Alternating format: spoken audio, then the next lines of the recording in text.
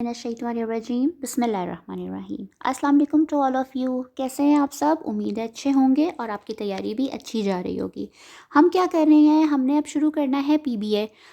हम जो है फ़िज़िक्स का भी करेंगे और केमिस्ट्री का भी करेंगे, ठीक है। अब फ़िज़िक्स के पीबीए में पहले हमने ये मॉडल पेपर डाउनलोड किया है, ठीक है। आप लोग चाहें तो वेबसाइट से कर लें और अगर मुझे याद रहा तो इंशाल्लाह ताला मैं डिस्क्रिप्शन में आप चेक कर लीजिएगा, मैं इसका लिंक शेयर कर दूँगी, ठीक है। अब ये आपका मॉडल पेपर भी है और इसमें आपके प्रैक्टिकल की लिस्ट भी है। ये क्लास 10th फेडरल बोर्ड और सिर्फ ये 2025 के लिए है। फॉर एनुअल एग्जामिनेशन के लिए भी यही होगा और सेकंड एनुअल के लिए भी यही होगा, ठीक है। लेकिन 2026 ऑनवर्ड्स ये वाला मॉडल पेपर नहीं चलेगा और ये वाली लिस्ट भी आपकी नहीं एप्लीकेबल होगी, ठीक। अच्छा जी, ये उन बच्चों के लिए है जिन्होंने क्लास 9th में भी पीबीए अलग से दिया था। 10 नंबर का 9 में दिया था, अब 10 का वो 10th में देंगे, ठीक है। अच्छा, सबसे पहले इसमें क्या है, आपकी प्रैक्टिकल लिस्ट है। इसमें आपको पार्ट 1 है और पार्ट 2 में प्रैक्टिकल्स गिवन आपको नज़र आ रहे होंगे। 5 प्रैक्टिकल्स आप देख रहे होंगे पार्ट 1 में है और 5 ही देख रहे होंगे पार्ट 2 में है।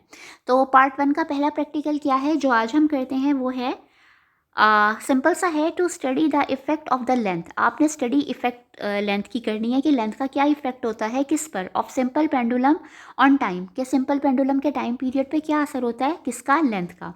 और साथ साथ आपने क्या करना है, हेंस फाइंड जी, ठीक है। आपने कैलकुलेट करके जी भी निकालना है। तो इसका कोई बहुत बड़ा मसला नहीं है, सिंपल सी बात है। पहले हम सिंपल सी बात, अच्छा नीचे देखें मॉडल पेपर है, ये भी इंशाल्लाह हम पूरा सॉल्व करेंगे, लेकिन पहले हम प्रैक्टिकल्स की तैयारी कर लें, ठीक हो गया। अच्छा, क्योंकि जब प्रैक्टिकल्स की तैयारी होगी तो फिर आप लोग खुद भी इसको सॉल्व कर सकते हैं। अच्छा, अब देखें एक चीज़ यहाँ पर, यहीं पर समझाती हूँ। आपने एक चीज़, अक्सर बच्चे परेशान होते हैं, आपको कॉन्सेप्चुअल में भी आता है कि बताएं इस चीज़ को बढ़ाने से, किसी भी चीज़ को बढ़ाने से इस चीज़ पे क्या असर होता है। बच्चे कंफ्यूज हो जाते हैं। तो अगर आपको फार्मूलाज आते हैं तो आपको ये मसला नहीं होगा। जैसे कि अगर मैं आपसे कहूँ, फ़र्ज़ करें एक सिंपल सा फार्मूला है, लेट्स सपोज कि ये मैं आपको प्रैक्टिस के तौर पर करवा रही हूँ, F=ma, सबको पता होगा, ठीक है। अगर मैं आपसे कहूँ कि फ़ोर्स को बढ़ाने से, या सॉरी मास को बढ़ाने से फ़ोर्स पे क्या असर होगा, तो आप कहेंगे कि फ़ोर्स बढ़ जाएगी, क्योंकि दोनों एक ही लाइन में है, दोनों न्यूमिनेटर हैं, ठीक है। अगर इनमें से कोई डिनोमिनेटर होता, जैसे फ़र्ज़ करें कि अगर मैं ए को सब्जेक्ट बनाऊँ, A=F/m, मैं आपसे कहूँ कि बताएं फ़ोर्स बढ़ाने से, सॉरी फ़ोर्स नहीं, मास बढ़ाने से एक्सेलरेशन पे क्या इफ़ेक्ट होगा। अब देखें, जो आपका एक्सेलरेशन है वो न्यूमिनेटर में है और आपका मास डिनोमिनेटर में है, तो अब ये कम हो जाएगा, डिक्रीज़ हो जाएगा। मास बढ़ाने से आपका एक्सेलरेशन डिक्रीज़ हो जाएगा। क्लियर? तो ये एक चीज़ समझने वाली है। इसमें सबसे इम्पॉर्टेंट चीज़ ये है कि किसी भी चीज़ का दूसरी चीज़ पर असर जब आता है जब वो उसके फार्मूले में मौजूद हो। जैसे कि फ़ोर्स के फार्मूले में मास और एक्सेलरेशन आता है, तो ये इन्हीं दो चीज़ों पर डिपेंड करेगी, ठीक है। अगर मैं कहूँ कि चीज़ की लेंथ, तो उस पर डिपेंड नहीं करेगी, ठीक हो गया। अच्छा, एक बात तो ये हो गई। दूसरी बात, अब हम अपने टॉपिक की तरफ आते हैं। टॉपिक की तरफ आते हैं तो हमें ये पता है, देखें कि हमारा जो टाइम पीरियड है उसका फॉर्मूला सारे बच्चों को अब तो बहुत अच्छी तरह आ गया होगा, बिल्कुल एंड हो गया आपके सिलेबस का, ठीक है। आपको पता है टाइम पीरियड किसके बराबर है, 2πL/g, ठीक है। It is a formula for your time period. अब इसमें देखें चार चीज़ें हैं, एक 2 है, एक पाई है, एक एल है और एक जी है। 2 ने तो हर हाल में 2 पे रहना है, आप मार्स पे चले जाएं, आप जुपिटर पे चले जाएं, आप सैटर्न पे चले जाएं। और पाई ने भी हर हाल में यही रहना है, या तो आप 22/7 पुट करेंगे या 3.14 पुट करेंगे। मसला रह गया एल और जी का, ठीक है। एल और जी के चेंज होने से हमारा टाइम पीरियड चेंज हो जाएगा।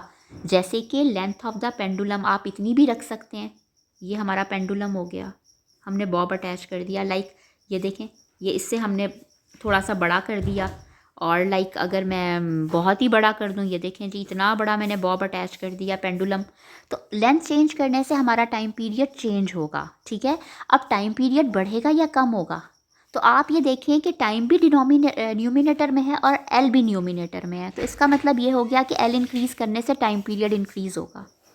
सिंपल सी बात है। अगर आपकी दोनों वेरिएबल्स न्यूमिनेटर में है, इज इक्वल के पहले और इज इक्वल के बाद वाला, तो आपकी चीज़ मतलब इंक्रीज़ होगी, और अगर डिनोमिनेटर में है तो वो चीज़ डिक्रीज़ होगी, ठीक है। अब हम बात करते हैं जी की, ठीक है, ठीक है। अब हम बात करते हैं जी की। अब आप देखें कि अर्थ पर, मार्स पर, मून पर आपका टाइम पीरियड डिफरेंट आएगा, क्यों? क्योंकि they all have different values of g, ठीक है। तो आप ये देखें, जी की वैल्यू जितनी ज़्यादा होगी टाइम पीरियड उतना ही कम होगा। जी की वैल्यू जितनी कम होगी टाइम पीरियड उतना ही ज़्यादा होगा। क्यों? क्योंकि टाइम पीरियड आपका डिनोमिनेटर न्यूमिनेटर में है और जी आपका डिनोमिनेटर में है, ठीक है। तो ये एक बहुत मज़े की चीज़ है, इसको आप लोग थोड़ा सा समझ लें तो बहुत आसानी हो जाएगी। अब उसमें उन्होंने आपसे कहा है कि इफ़ेक्ट ऑफ लेंथ, यानी वो आपसे ये कह रहे हैं कि लेट सपोज़ कि आपने पहले इतनी लेंथ का एक बॉब अटैच कर देना है। लेट सपोज़ कि ये 1 मीटर था, तो इतना तो आपके पास जगह भी नहीं होगी, खैर कोई बात नहीं। 1 मीटर था, या आप जस्ट सपोज़ कि ये 100 सेंटीमीटर का एक बॉब आप बना लें। फिर आप एक बॉब बना लें 50 सेंटीमीटर का, जो आसानी से हो। फिर एक बॉब बना लें आप 75 सेंटीमीटर का। तो क्योंकि आप एक ही जगह पर प्रैक्टिकल करेंगे तो आपका जी तो चेंज होने नहीं लगा, ठीक है ना। आपने जिस कमरे में होना है जी उसका वही रहना है। आपको या तो 10 गिवन होगा या 9.8 होगा, जो वो आपको क्वेश्चन पेपर में कहें आप रख दें, ठीक है। तो आपने क्या कर लेना है कि एल से आपने टी अपना निकाल लेना है, और जितनी आप लेंथ बढ़ाएंगे उतना आपका टाइम पीरियड ने बढ़ जाना है, ठीक है। अब दूसरी चीज़ आ गई, सेकंड आ गई, उन्होंने कहा है hence find ji by calculation. हमने जी निकालनी है कैलकुलेशन से, ठीक है। तो मसला ही नहीं है, आपने डिफरेंट लेंथ्स के टाइम पीरियड निकाल लेने हैं, ठीक है। फिर आप उससे जी अपना कैलकुलेट कर सकते हैं, मसला ही नहीं है। अब आप यहाँ पे जी को सब्जेक्ट भी बना सकते हैं, ठीक है। अब हमने जी कैलकुलेट करना है, तो हमने जी को सब्जेक्ट बनाना है, लेकिन हमारा तो यहाँ टाइम पीरियड सब्जेक्ट बना हुआ है।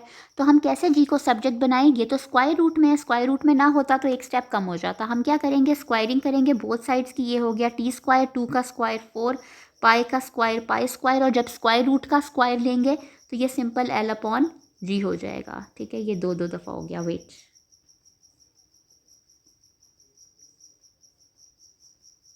ठीक है, एल अपॉन जी, ठीक हो गया। अच्छा, अब आप जी को सब्जेक्ट बना लें, जी ऊपर चला जाएगा, ठीक है, जी ऊपर चला जाएगा, और टी आपका नीचे आ जाएगा। जी की जगह क्रॉस हो जाएगा, जी ऊपर गया तो टी नीचे आ गया। तो आपका ये हो गया 4 pi square L upon T का स्क्वायर, ठीक है। तो ये आपका क्या हो गया? ये आपका जी सब्जेक्ट बन गया। तो यहाँ से आप अपना जी निकाल सकते हैं बहुत आराम से, ठीक है। तो इस तरह के आपको सवाल आएंगे, और इंशाल्लाह ताला आपका बहुत अच्छा सा अटैम्प्ट हो जाएगा। इसकी फुल प्रैक्टिस करें और करते रहें। आपको फार्मूले बहुत अच्छी तरह आने चाहिए, ठीक है। तो इसी तरह का सवाल होगा, या फिर ऐसे आ सकता है, ठहरें, एक चीज़ और मैंने आपको समझानी है। या फिर वो आपको ऐसे दे सकते हैं कि ये मैं आपको उसमें बताती हूँ, वेट, हाँ जी। तो ये आपकी जो फिगर है ना, ये मैंने कहीं से किसी प्रैक्टिकल नोटबुक से नहीं ली है, मैंने नेशनल बुक फाउंडेशन की बुक से ली है, ठीक है। अच्छा, अब इस तरह से वो आपको क्या दे सकते हैं कि जैसे कि ये डिस्टेंस आपको गिवन हो, वो आपसे पूछ लें कि एक्स कितना है बताएं इस फिगर में। और जैसे कि आपको वो मास ऑफ द बॉब लिख दें, इस जो बॉब है जहाँ इन्होंने एम लिखा हुआ है, वो ऐसे करके आपको अंदर 5 लिख दें। चले, मैं ये थोड़ी सी पेंसिल को वो करूँ, ठीक है। जैसे लेट सपोज कि आपने उन्होंने ये लिखा है, इसके अंदर वो आपको 3 लिख दें, वो बताएं कि बताओ मास ऑफ द बॉब कितना है, तो 3 kg है, ठीक है। तो इस तरह की चीज़ें जो हैं वो आपको पूछ सकते हैं। अब दूसरी चीज़ क्या है, यहाँ पर बहुत सारे बच्चों को प्रॉब्लम आती है इस फिगर का ये वाला पोर्शन समझने में, ठीक है। ये मैं आपको बहुत सिंपल करके बताने लगी हूँ, बहुत ही आसान अल्फाज में। आपको पता है कि जब भी हम किसी चीज़ को किसी रस्सी से या किसी स्ट्रिंग से बांधते हैं तो रस्सी में खिंचाव पैदा होता है, वो वर्टिकली अपवर्ड एक्ट करता है। ये आपने क्लास 9th में पुली वाला किया था, वहाँ पर भी आपने पढ़ा होगा कि जब आपने 2 पुलियाँ ली थी, ठीक है। तो इस तरह से आपने कहा था कि टेंशन जो है वो अपवर्ड और उसका जो वेट है वो डाउनवर्ड, वर्टिकली डाउनवर्ड एक्ट करता है, ठीक है। यही चीज़ यहाँ पर अप्लाई हो रही है कि ये जो टेंशन है ना, ये देखें, टेंशन जो है ये अपवर्ड जा रही है। किसी भी चीज़ को जब आप रस्सी से बांधेंगे तो उसकी जो वज़न के बराबर एक टेंशन ऊपर क्रिएट होगी, ठीक है। और बिल्कुल वर्टिकली इस लाइन को नहीं देखना, क्योंकि ये वर्टिकली डाउनवर्ड नहीं है। किसी भी चीज़ का वज़न हमेशा वर्टिकली डाउनवर्ड एक्ट करता है, इस चीज़ को ख्याल रखें। किसी भी चीज़ का वज़न, चाहे वो हमने कैसे भी लटकाई हुई हो, उसकी मूवमेंट कैसे ऐसे ऐसे भी जा रही हो, लेकिन उसका वज़न वर्टिकली डाउनवर्ड एक्ट करता है, ठीक है। तो ये वाली जो चीज़ है ना, ये वर्टिकली डाउनवर्ड इसका वज़न है, विच इज़ mg, ठीक है। W कह लें या mg कह लें, क्योंकि आपको पता है W is equal to mg। और आपको पता है कि जब हम वेट को या फोर्स को, mg को हम रिजॉल्व करें रेक्टेंगुलर कंपोनेंट्स में, तो आपको पता है कि वो इसी तरह रिजॉल्व होगा, ये mg cos थीटा और ये mg sin थीटा, ठीक हो गया। क्योंकि ये एक फोर्स है, इसको अगर आप टेढ़ा करके इस डायरेक्शन में देखें, इस डायरेक्शन में, तो आपको पता है कि ये जो बेस यहाँ पर हम परपेंडिकुलर को साइन थीटा, और ये जो बेस है हॉरिजॉन्टल कंपोनेंट, इसको समझ लें, इसको हम कॉस थीटा समझते हैं। क्लियर? मेरी बात समझ में आई या फिर मैं दोबारा बता दूं? देखें, जब भी आप किसी चीज़ को रस्सी पे से बांधते हैं या स्ट्रिंग से बांधते हैं या किसी थ्रेड से, उसमें जो टेंशन क्रिएट होती है वो वर्टिकली अपवर्ड होती है, ठीक है। और उस चीज़ का जो अपना वज़न होता है वो बिल्कुल वर्टिकली डाउनवर्ड होता है। ये एम जी है, ठीक है। और फिर आप मज़ीद एम जी को एम जी कॉस थीटा और एम जी साइन थीटा में कॉम्पोनेंट्स में डिवाइड करते हैं, तोड़ देते हैं। किस तरह से स्प्लिट कर देते हैं, कैसे, आपको पता है कि जब हम, ये हमारी फोर्स है इस डायरेक्शन में आ रही है, तो जो इसका हॉरिजॉन्टल कंपोनेंट है वो कॉस थीटा और जो वर्टिकल कंपोनेंट है वो साइन थीटा। देखने में आपको ये हॉरिजॉन्टल लग रहा है, लेकिन एक्चुअली ये हॉरिजॉन्टल नहीं है। जहाँ पर थीटा बन रहा होता है ना, जिसके साथ आपकी जो फोर्स है या जो भी चीज़ है वो थीटा बना रही होती है, वो आपका हॉरिजॉन्टल कंपोनेंट होता है। क्लियर? तो देखें, ये आपका जो है इसके साथ ये बना रहा है, तो ये आपका हॉरिजॉन्टल कंपोनेंट है, इसलिए ये एम जी कॉस थीटा है। और फिर हमने यही डिराइव किया था कि जी जब ये टेंशन भी है और ये टेंशन से एम जी कॉस थीटा पूरा पूरा, इसमें जो ये वाली नेट फोर्स है वो यहाँ पे ज़ीरो हो जाएगी। खैर ये हमारे प्रैक्टिकल का मसला नहीं है, ये आपकी थ्योरी का मसला है। ठीक हो गया? क्लियर हो गई ये बात आपको? चलें जी, तो इंशाल्लाह ताला इसकी तैयारी करें, इसकी प्रैक्टिस करें, फिर इंशाल्लाह नेक्स्ट वीडियो में दूसरे आपके प्रैक्टिकल के साथ मुलाकात होती है। तब तक अपना ख्याल रखिएगा। अल्लाह हाफ़िज़।